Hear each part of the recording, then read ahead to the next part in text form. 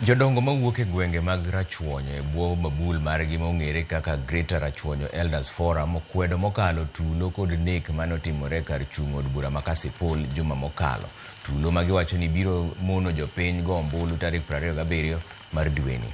Jodongo go ka otelnegi kod jakom margi Farez Ogada owacho ni tulo mosebedo ka ineno Kasipul nyaka ne kampen chakre thothne ikelo gi jogo mawuok oko mar Kasipul kendo kelo luoro e kind jodak makono.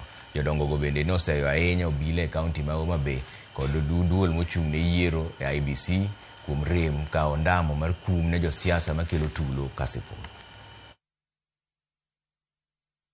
Wakwayo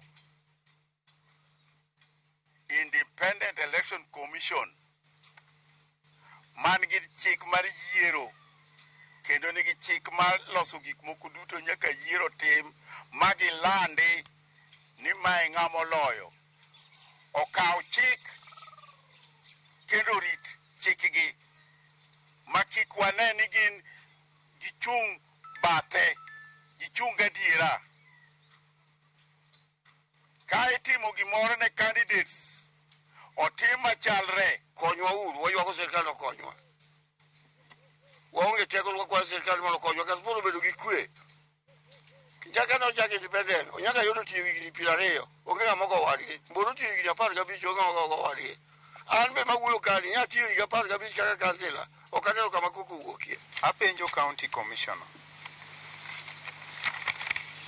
aneno nyocha winjo duondi kiwuoyo e wach mar kwe ma Kasipul to be wuoyono kende oromo dak wane kikawo action.